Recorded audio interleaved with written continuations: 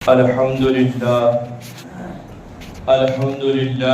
رب العالمين والعاقبة للمتقين الصلاة والسلام على سيد الأنبياء والمرسلين وعلى آله وأصحابه وذرياته وأهل بيته أجمعين.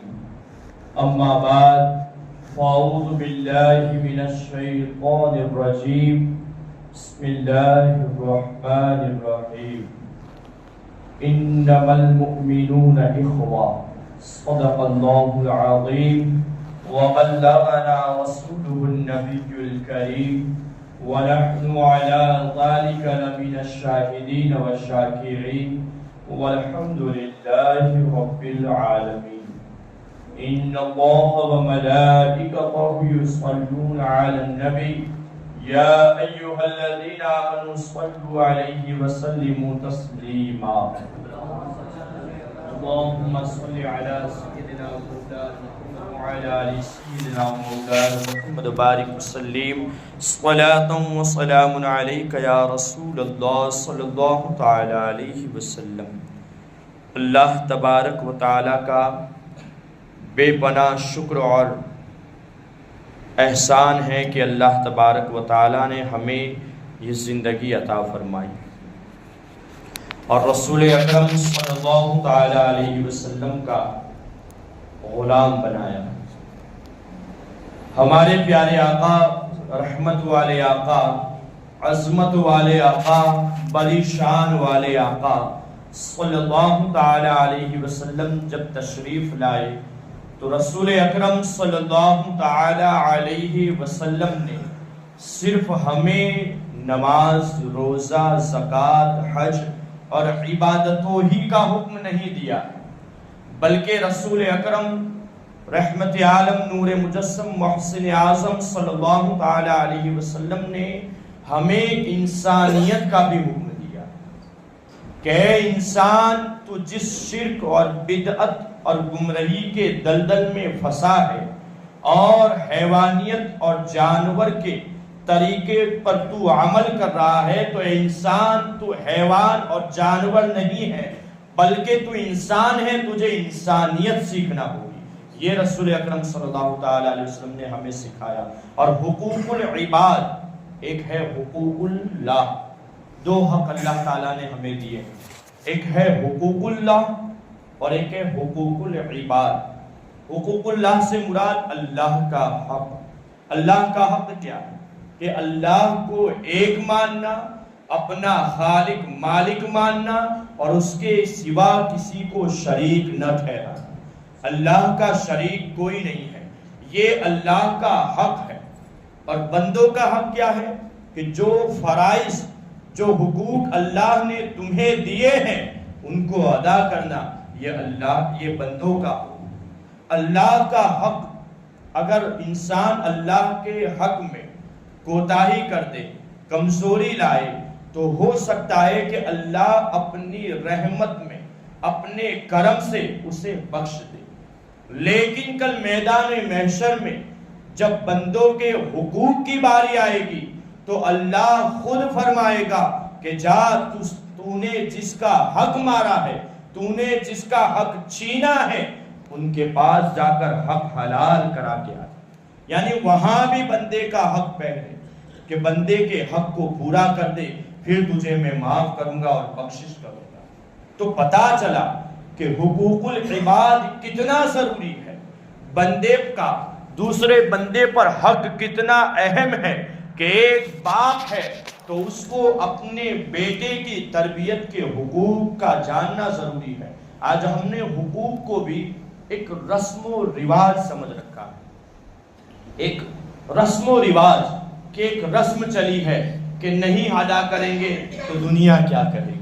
جبکہ یہ تو اللہ کی طرف سے حکم ہے کہ تو باپ بنا ہے تو اب بیٹے کی اچھی تربیت کر، انہیں اچھی تعلیم دے، انہیں مسلمان اور پکا اسلام والا بنا دے، تاکہ یہ گمراہی اور جو شرک و بدعت والی جو زندگی لوگ گزار رہے ہیں اس سے تیرا بچہ بچ جائے. اگر تو بیٹا ہے تو تجھ پر بھی حق ہے کہ تو اپنے والدین کا فرما بردار بن جائے. یہ بھی حقوق العباد میں ہے. اگر تو بھائی ہے اور تیرا کوئی دوسرا بھائی ہے, تیری بہن ہے, تو اس کے حق کو بھی ادا کر. یہ بھی حقوق العباد ہے. ورنہ کل میدان محشر میں سوال ہوگا کہ تیری ایک بہن تھی جو غربت میں دن گزارتی تھی اور بھوکی اور پیاسی رہتی تھی, تو پیٹ بھر کر اپنے خاندان کو کھلا کر آرام سے سلا دیتا تھا, لیکن تیری بہن بھوکی اور پیاسی رہتی تھی, رات دن جگتی تھی اور کھانے کو تلاش کرتی تھی. بتا تو نے جو دولت جو کمائی تھی اس میں سے تو نے اپنی بہن کا کیا حق ادا کیا؟ یہ کل میدان محشر میں سوال ہوگا. یہ حقوق العباد میں داخل ہے. آج ہم دیکھیں بہت سے بھائی ہیں جو بچپن کے حالات, بھائی کہتے کسے یہ سمجھیں, بچپن میں آپ دیکھیں چھوٹے چھوٹے دو بچے ہو تو چھوٹا بھائی ہے جو راستہ پار نہیں کر سکتا کیونکہ اس راستے پر دکان ہے, تو بڑا بھائی اسے ہاتھ پکڑ کر دکان کے قریب لے جاتا ہے اور جو کھانے کی چیز ہوتی ہے وہ دلاتا ہے اور کھلاتا ہے اور واپس ہاتھ پکڑ کر اپنے گھر پہنچاتا ہے اور امی ابو کے پاس لے جاتا ہے. اسے بھائی کہتے ہیں. سب دیکھتے ہیں, ماحول دیکھ رہے ہیں کہ بڑا بھائی چھوٹے بھائی کا ہاتھ پکڑ کر لے جاتا ہے. کیوں؟ کیونکہ میرا بھائی ہے, میرے باپ کا خون ہے. یہی بھائی ہوتا ہے نا. اور یہی دونوں بھائی جب بڑے ہو جاتے ہیں, جب عقل و شعور والے ہو جاتے ہیں, تو جس کے پاس دولت آ جاتی ہے تو وہ غریب بھائی کو ٹھوکر مار دیتا ہے, اسی ہاتھ کو پکڑ کر وہ اپنے گھر سے دور کر دیتا ہے. ہوتا ہے کہ نہیں؟ یہ حال آج چل رہے ہیں. آج مسلمان قوم اپنے گھر ہی میں متحد نہیں ہے, محلے کی بات تو الگ. آج مسلمان جو پیچھے جا رہے ہیں, جو آج مسلمان ذلیل و رسوا ہو رہے ہیں, اسی لیے ہو رہے ہیں کیونکہ آج مسلمان ایک دوسرے کی ٹانگیں کھینچنے میں لگے ہیں. آج مسلمان بھائی بھائی کا نہیں ہے, چھوٹا بڑے کو نہیں مانتا, بڑا چھوٹے بھائی کا خیال نہیں رکھتا ہے. آج شکایتیں آتی ہے کہ بھائی بھائی الگ ہو چکے ہیں, بیٹا باپ سے دور ہو چکا ہے, ماں کو چھوڑ چکا ہے, جبکہ اسے علم ہونا چاہیے کہ تو بیٹا ہے, اگر بڑا بیٹا ہے تو تجھے تیری ماں کو بھی رکھنا ہے, تجھے تیرے چھوٹے بھائی کو بھی رکھنا ہے, باپ کو بھی رکھنا ہے اور ان کے حقوق ادا کرنا ہے.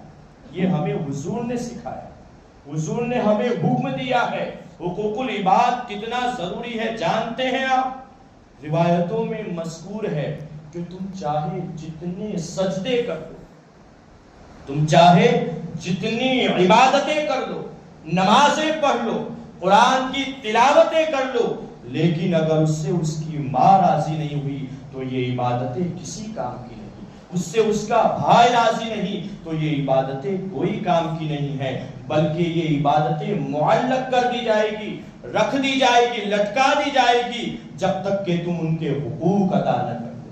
روایتوں میں مذکور ہے. تو حقوق العباد میں یہ بھی شامل ہے. اور دوسری چیز حقوق العباد میں یہ بھی ہے کہ تمہارا پڑوسی کیسا ہے, پڑوسی کا خیال, اس کا بھی ذکر ہے. اسلام کتنا پیارا مذہب ہے کہ لوگوں کو ساتھ لے کر چلنے کا حکم دیتا ہے. بھائی تو بھائی, وہ تو خون ہے, لیکن اگر تمہارا کوئی پڑوسی ہے تو اس کا بھی خیال اسلام رکھنے کا حکم دیتا ہے. سرکار غوث اعظم کا مہینہ چل رہا ہے, آج تقریباً ان کا یوم بھی ہے 17 ربیع الاخر, یہ آج ان کا دن بھی ہے. سرکار غوث پاک نے بھی ہمیں یہ حکم دیا ہے. ان کی کتاب اٹھائیے آپ, ان کی کتاب میں میں نے اور یہ پڑھا تو میں بھی دنگ رہ گیا کہ سرکار غوث پاک فرماتے ہیں کہ اے بندے مومن تجھ پر افسوس ہے. اور سنے سرکار غوث پاک کیا فرماتے ہیں, اپنی مجلس میں فرماتے تھے عوام کے سامنے کہ اے بندے مومن, اے انسان, اے غافل انسان, تجھ پر افسوس ہے. اب کس بات پر افسوس ہے؟ آگے فرماتے ہیں کہ اے بندے مومن تجھ پر افسوس ہے کہ تو پیٹ بھر کر کھا رہا ہے اور تیرا پڑوسی بھوکا ہے. تو پیٹ بھر کر کھا رہا ہے اور تیرا مومن بھائی بھوکا ہے، تجھ پر افسوس۔ تو اپنی پیاس بجھا رہا ہے اور سیر ہو کر پی رہا ہے، لیکن تیرا بھائی پیاسا ہے، تجھ پر افسوس ہے۔ تو کیسا ایمان والا ہے؟ سرکار غوث پاک فرماتے تو کیسا ایمان والا ہے، یعنی اپنے بھائی کے بھوک کو پورا کرنا یہ بھی ایمان کا حصہ، اپنے بھائی کی پیاس کو بجھانا یہ بھی ایمان کا حصہ ہے۔ یہ ہمیں سرکار غوث پاک کے اس فرمان سے پتہ چلا۔ بلکہ سرکار غوث پاک تو فرماتے ہیں کہ میں نے سارے نیک اعمال کو دیکھا تو ان نیکیوں میں مجھے جس نیکی کا ثواب زیادہ لکھا ہے وہ یہی ہے کہ بھوکوں کو کھانا کھلاؤ۔ یہی وجہ ہے کہ جب 11ویں شریف کا مہینہ آتا ہے تو غوث پاک کے چاہنے والے، ماننے والے نیاز کا اہتمام کرتے ہیں اور بھوکوں کو کھانا کھلاتے ہیں۔ یہی وجہ ہے دوستو، 11ویں شریف کا اصل مقصد تو یہی تھا۔ آپ دیکھیں سرکار غوث پاک اپنے زمانے میں خود رات کو دسترخوان لگواتے تھے۔ سرکار غوث پاک اپنے زمانے میں خود 11ویں شریف کیسے مناتے تھے کہ نیاز لنگر کا اہتمام کرتے اور جو غربا ہیں، جو بھوکے رہتے ہیں، انہیں پکڑ پکڑ کر اس لنگر میں لایا جاتا اور انہیں کھلاتے۔ بلکہ ایک جگہ تو یہ بیان کیا گیا ہے کہ ایک مرتبہ نوجوانی کے عالم میں سرکار غوث پاک ہے اور انہوں نے دیکھیے ایک غریب کے لیے اپنا کھانا چھوڑ دیا۔ انہیں بہت شدت کی بھوک لگی تھی اور ایسی بھوک تھی کہ غشی طاری ہو جاتی تھی، بے ہوشی کا عالم ہو جاتا تھا۔ ایسے عالم میں وہ دریائے دجلہ کے قریب پہنچے۔ سرکار غوث اعظم، یہ تو ایک ہمارے لیے درس ہے، ورنہ غوث اعظم کی ذات، ان کی شان کیا ہے میں کیا کہوں۔ جو اشارہ کر دے تو مردہ زندہ ہو جاتا ہے، تو جو اشارہ کر دے تو ان کے لیے دسترخوان نہ آ جائے۔ لیکن یہ ہم جیسے غلاموں کے لیے ایک درس ہے کہ جب تمہارے سامنے کوئی بھوکا ہو تو اپنی بھوک ختم نہ کرو بلکہ اس کی بھوک پوری کرو۔ یہ ہمیں غوث پاک کا درس ہے۔ دیکھیے دریائے دجلہ کے پاس جاتے ہیں غوث پاک، خود اپنی کتاب میں فرماتے ہیں کہ میں ایک دریائے دجلہ کے قریب گیا تو میں نے دیکھا کہ لمبی قطار لگی ہوئی ہے کھانا کھانے والوں کی۔ اب میں قطار میں چلا بھی جاؤں، کھانا بھی کھاؤں، لیکن مجھے پھر ایک پریشانی لاحق ہوئی کہ اگر میں کھا لوں گا تو ان بندوں میں سے ایک کا حق چلا جائے گا، کیونکہ میں کھا لوں گا تو ایک تو باقی رہ جائے گا، میں اس کا کھانا کھا لوں گا۔ اور اس وقت مجھے شدت کی بھوک تھی، اور ایسی بھوک تھی غوث پاک فرماتے ہیں کہ جب میں دیکھتا کہ کھانا مل رہا ہے اور جب غریب اپنے منہ میں لقمہ لیتا تو اس کے لقمہ لینے کو میں دیکھتا تو وہ لقمہ جیسے اس کے منہ میں جاتا اور اس کا منہ کھلتا تو اس کا منہ دیکھ کر میرا بھی منہ کھل جاتا تھا۔ اتنی سخت بھوک تھی مجھے، لیکن پھر خیال آتا کہ پروردگار تیرا کوئی بندہ بھوکا نہ رہ جائے، اس لیے میں واپس آ جاتا۔ اور جب غوث پاک واپس آ جاتے اور جنگل کے علاقوں میں جاتے اور بے ہوشی طاری ہو جاتی، تب اللہ تبارک و تعالیٰ کا نظام دیکھیے کہ اللہ تبارک و تعالیٰ فرشتے کو نازل کرتا اور حضرت غوث پاک کی بارگاہ میں بھیجتا اور انہیں اٹھا کر کھانا کھلاتا۔ غوث پاک منع فرما دیتے تھے، میں پہلے بھی کہہ چکا ہوں۔ تب اللہ تعالیٰ کہتا، ارشاد فرماتا کہ اے فرشتے عبد القادر سے کہو کہ میں تجھے قسم دے رہا ہوں، قسمیں دے دے کر کھلاتا ہے پلاتا ہے تجھے، قسمیں دے دے کر کھلاتا ہے پلاتا ہے تجھے۔ اے عبد القادر تم کھانا کھاؤ، تمہارے اندر تندرستی آئے گی، تم صحت یاب ہوگے تو کل اس دنیا کو تمہیں سنبھالنا ہے، تمہیں میرے محبوب کے اس دین کو زندہ کرنا ہے، تمہیں میری قسم ہے تم کھانا کھا لو۔ یہ غوث اعظم کا حال تھا کہ کھانے کے لیے اپنی پیاس اور بھوک کو بھول جاتے تھے۔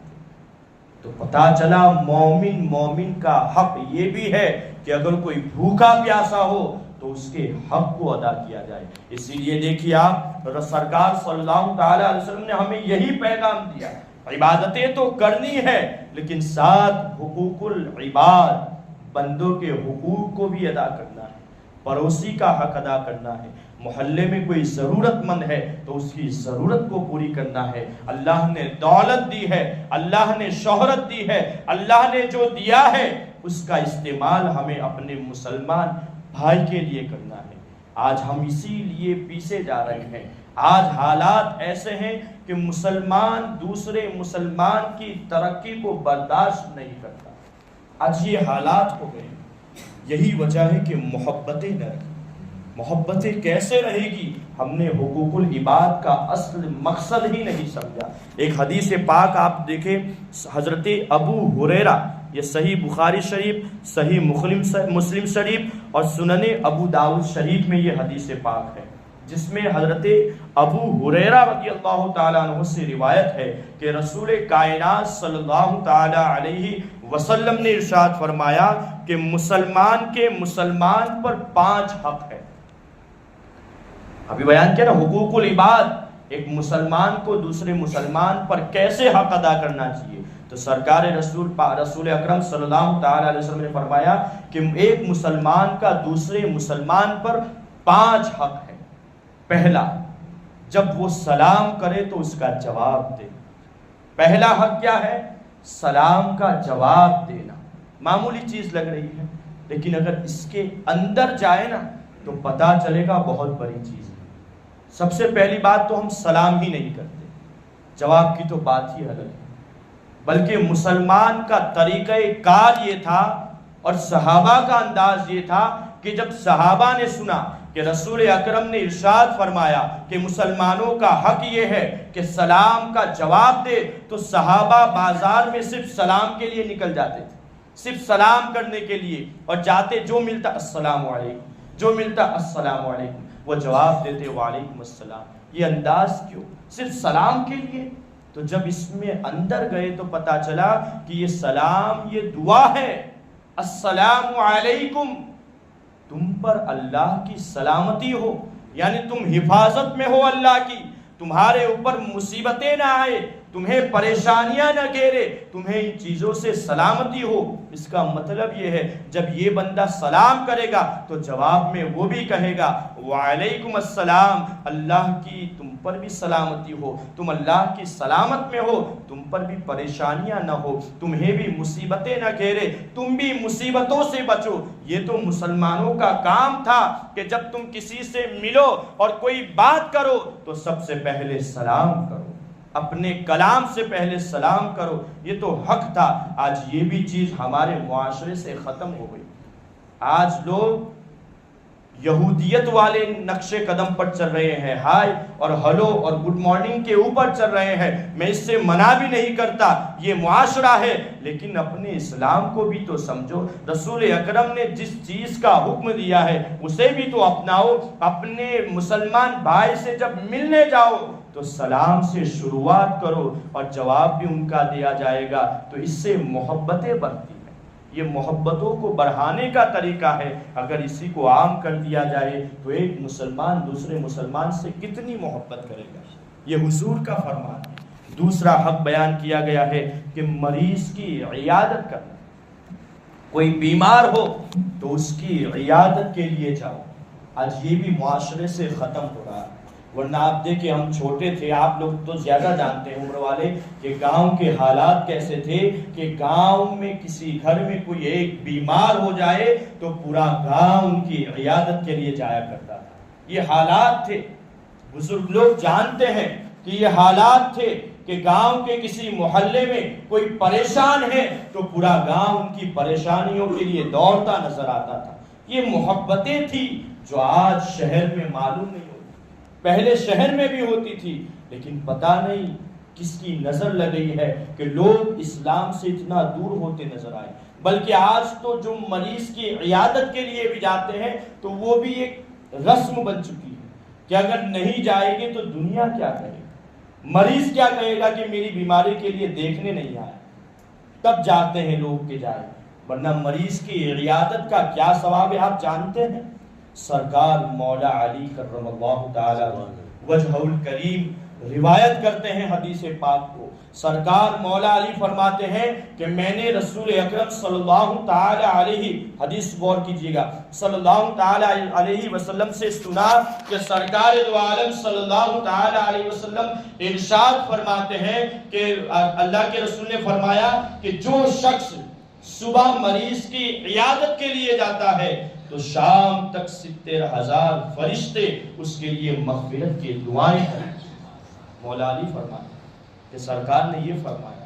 اور اگر وہ شام کو کسی مریض، کسی بیمار کی عیادت کے لیے جاتا ہے تو سرکار فرماتے ہیں کہ شام کو جاتا ہے تو صبح تک 70,000 فرشتے اس کے لیے مغفرت کی دعائیں کرتے ہیں.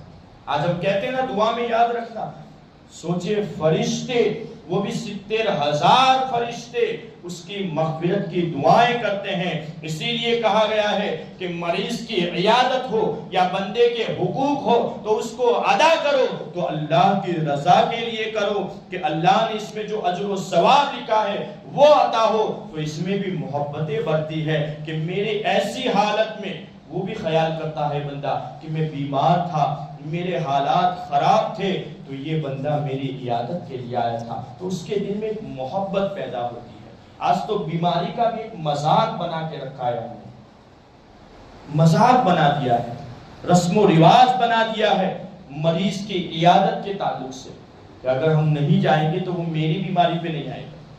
اسی طرح دعوت کا بھی ہے. 5 حقوق جو بیان کیے نا مسلمانوں کے، اس میں 2 تو بیان کر دیے کہ سلام کرو تو جواب دینا، دوسری چیز مریض کی عیادت کرنا، تیسری چیز سرکار نے فرمایا کہ دعوت کوئی دے تو قبول کرنا. دعوت کے مسئلے میں بھی ہم نے رسم و رواج کو عام کر دیا. کیسا رواج کہ چلو اس کو دعوت دو، اس نے مجھے بلایا تھا، اس کو مت دو، اس نے مجھے بلایا نہیں. یہ رسم و رواج ہے. ارے بھائی، مسلمان بھائی کا ایسا خیال یہ غلط ہے. تم مسلمان ہو، وہ اس کا عمل ہے، تمہارا عمل کیا ہے؟ کیونکہ قبر میں تمہیں تمہاری جانا ہے، اسے نہیں آنا ہے. تم تمہارے اعمال دیکھو. ارے اس نے نہیں بلایا، چلو میں بلاتا ہوں، وہ بھول گیا ہوگا. کیا اس کے دل میں تمہاری محبت نہیں جگے گی کہ میں اس کو بھول گیا تھا، یہ مجھے نہیں بھولا، اسے بھی بلا؟ ایسا ہوتا ہے. لیکن ہمارے یہاں رواج بن چکا ہے کیا کہ اس نے مجھے دعوت میں نہیں بلایا، اس کو میں بھی نہیں بلاؤں گا. جبکہ وہ کوئی اور نہیں ہوتا، اپنا رشتہ دار بھائی ہوتا ہے. رشتہ داروں میں یہ حالات، بھائی بھائی کو دعوت دینے کو تیار نہیں کہ میرے بیٹے یا بیٹی کے یہاں شادی تھی تو اس نے مجھے نہیں بلایا، میں اس کو نہیں بلاؤں گا، اس نے مجھے بھی نہیں بلایا. یہ رواج بن چکا ہے. جبکہ اسلام تو کتنا پیارا مذہب ہے. اسلام کہتا ہے کہ اگر کوئی دعوت دے تو دعوت قبول کرو. اچھا دعوت بھی آ جاتی ہے تو جانا تیار نہیں. کیوں؟ میرے یہاں یہ نہیں آیا تھا، میں بھی نہیں جاؤں. یہ کیا رسم و رواج ہے؟ ہم کس پلیٹ فارم پر جا رہے ہیں؟ ہم تو مسلمان ہیں. مسلمان رسول اکرم صلی اللہ تعالی علیہ وسلم کے غلام ہیں، اور غلام رسول کہہ کر ہم حضور کے فرمان کے خلاف جائیں. سرکار فرماتے ہیں کہ دعوت آ جائے تو اس کو قبول کرو. یہ کسی اور کی نہیں، نبی کی سنت ہے. ہم نے اس کو بھی رسم و رواج بنا دیا. یہ تو حق ہے. اور دعوت بھی دو، چاہے وہ تم کو دے یا نہ دے. بلاؤ، محبتیں پھیلاؤ. آج محبتیں کم ہو رہی ہے، اس کو بڑھاؤ. دعوت کے ذریعے اگر محبت بڑھتی ہے تو اس کو بڑھاؤ. یہ محبت کل میدان محشر میں ذریعے نجات بن جائے گی تمہاری، کیونکہ رسول اکرم کا فرمان ہے. اور چوتھی چیز سرکار صلی اللہ تعالی علیہ وسلم نے فرمایا کہ جب جنازہ آئے تو اس جنازے میں شرکت کرو. تمہارا کوئی بھائی مسلمان جس کا انتقال ہو چکا ہے یا جس کے رشتہ دار کا انتقال ہو چکا ہے تو تم ان کے جنازے میں بھی شرکت کرو. رسول اکرم نے آج کیسے حالات ہیں؟ شرکت تو ہوتی ہے، لیکن افسوس کی بات یہ ہے کہ نماز جنازہ پڑھنے کو تیار ہے. اس کی بھی وجہ یہ ہے یا تو نماز آتی نہیں یا وضو کرنے کا موقع نہیں. یہ 2 چیزیں آتی ہیں. پوچھا جاتا ہے کیا بات ہے، کہا وضو نہیں ہے، تو بنا دو وضو. جب تمہیں پتا ہے کہ میں جنازے میں جا رہا ہوں، وہاں نماز ہوتی ہے اور تم بے وضو آ رہے ہو، کچھ لوگ کہتے ہیں نماز کا طریقہ نہیں آتا، جبکہ آپ غور کریں، جانتے ہیں جو نماز کے تعلق سے، جبکہ پانچوں ٹائم میں جو نماز پڑھی جاتی ہے اس سے آسان اور سب نمازوں سے آسان جنازے کی نماز ہے۔ سب سے آسان نماز، نہ رکوع ہے نہ سجدہ ہے، لیکن پھر بھی ہمارے کتنے نوجوان اور کتنے مسلمان بھائی ایسے ہیں کہ جو نماز جنازہ میں شریک نہیں ہو پاتے۔ آپ جانتے ہیں اس میں شرکت کرنے کا کیا فائدہ ہے؟ ایک بزرگ فرماتے ہیں کہ نماز جنازہ میں شریک ہونے کے دو فائدے اور دونوں میں مغفرت ہے۔ ایک تو یہ فائدہ ہے کہ نماز جنازہ ہم جہاں پڑھنے کے لیے جا رہے ہیں، اگر وہ اللہ کا نیک بندہ ہوا، اگر وہ اللہ کا فرما بردار ہوا، اگر وہ اللہ کے قرب کو پانے والا ہوا، تو اس نیک بندے کے صدقے میں تمام نمازیوں کی مغفرت ہو جائے، اگر وہ نیک بندہ ہوا۔ اور اگر ایسا نہیں ہے، اگر وہ گنہگار بندہ ہے، اب ہم تو نہیں جانتے کہ وہ نیک ہے کہ گنہگار ہے، لیکن اگر وہ گنہگار بندہ ہے اور تم جس نماز کی جماعت میں شریک ہو، اگر ان میں ایک بندہ بھی نیک ہوا تو جتنے نمازی ہے اور جو میت ہے ان تمام کی مغفرت ہو جائے۔ کتنا اچھا موقع ہے کہ اللہ تعالیٰ، اب آپ جانے کہیں گے کہ بھائی ہم میں نیک کون ہوگا؟ بزرگ فرماتے ہیں، بزرگان دین، کہ جہاں 40 سے زیادہ لوگ جمع ہو جاتے ہیں، اسی لیے جب مرکزی جمعیت کے ساتھ جمع ہو کر جو دعائیں کی جاتی ہے نا، اس میں شریک ہونا چاہیے، کیونکہ بیان کیا جاتا ہے کہ جہاں 40 بندے جمع ہو جائے وہاں اللہ کا ایک ولی موجود ہوتا ہے، اللہ کا ایک بندہ ہوتا ہی ہے 40 بندوں میں، اور اس ایک بندے کے صدقے میں سب کی دعائیں قبول ہو جاتی ہیں، سب کی مغفرت ہو جاتی ہے۔ اسی لیے ہم لوگ جمعہ میں نمازوں میں دعائیں کرتے ہیں نماز کے بعد فوراً، تاکہ ہم میں سے کوئی نیک ہو یا اللہ کی جو رحمت ہمارے قریب ہے، کیونکہ نماز جب بندہ پڑھتا ہے نا تو اللہ کی خاص توجہ ہوتی ہے، اور اس توجہ ہی کا ہمیں فائدہ اٹھانا ہے کہ اللہ کی بارگاہ میں ہاتھ اٹھا کر دعا کرنی ہے۔ اسی لیے ہم دعا کرتے ہیں نماز کے بعد، اسی لیے ہم جمعہ میں بھی دعا کرتے ہیں، اسی لیے ہم جب جمع ہوتے ہیں فاتحہ کے لیے، یہ فاتحہ خوانی کا مقصد کیا ہے؟ قرآن خوانی کا مقصد کیا ہے؟ قرآن تو ہم اکیلے بھی پڑھ سکتے تھے، لیکن جمع ہو کر پڑھنے کا مقصد یہی ہے کہ اگر کوئی ایک نیک بندہ ہوا تو مرحوم کی بھی مغفرت ہو جائے گی، حاضرین کی بھی مغفرت ہو جائے گی، اور اللہ چاہے تو سب کی مغفرت ہو جائے گی۔ یہ مقصد ہی یہی ہے۔ تو اس میں 4 حقوق اللہ کے رسول نے فرمائے، اور 5واں حقوق فرمایا کہ چھینک کا جواب دے۔ جب کوئی بندہ چھینک کھائے نا تو اس کا جواب دینا۔ جب کوئی چھینک آئے تو کیا کہتے ہیں؟ جانتے ہیں آپ لوگ؟ چھینک آئے تو کیا کہا جاتا ہے؟ یہ تو جواب میں ہے۔ چھینک آئے تو کیا کہتے ہیں؟ الحمدللہ۔ پھر اس کے جواب میں کیا کہا جاتا ہے؟ یرحمک اللہ۔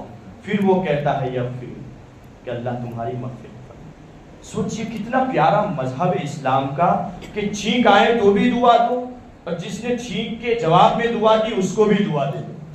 کتنا پیارا مذہب ہے۔ تو یہ مسلمانوں کے حقوق ہے جو ہمیں ادا کرنے ہیں، لیکن یہ مسلمانوں کے حقوق ہے جس سے ہم دور ہیں۔ خاص کر یہ کہ جب کوئی پریشان ہو تو ہمارا حق ہے کہ اس کی پریشانی کو دور کرے۔ کوئی بھوکا ہے تو اس کی بھوک مٹائے، کوئی پیاسا ہے تو اس کی پیاس مٹائے، کوئی بیمار ہے تو اس کی عیادت کے لیے جائے، کوئی ضرورت مند ہے تو اس کی ضرورت کو پوری کرے۔ یہ مسلمانوں کے حقوق ہے۔ یہ اگر حقوق صحیح طریقے سے ادا کرنا ہو جائے تو مسلمانوں میں محبتیں پھیل جائے گی، اور جب ایک مسلمان دوسرے مسلمانوں سے محبت کرے گا تو پھر ذلیل و رسوا کوئی نہیں ہوگا۔ لیکن آج ذلت کی جو وجہ ہے وہ یہی ہے کہ ہم ایک دوسرے کو کاٹنے میں لگے ہیں۔ میں نے پہلے بھی کہا تھا کہ ہم ایک مسلمان بھائی کی ترقی سے بھی برداشت نہیں کرتے۔ کیوں؟ محبت نہیں ہے۔ تو اللہ تعالیٰ کی بارگاہ میں دعا ہے کہ اللہ تعالیٰ ہم سب پہ محبت عطا فرمائے، اور ہم سب کو اپنے بڑے چھوٹے سب کے حقوق ادا کرنے کی توفیق عطا فرمائے۔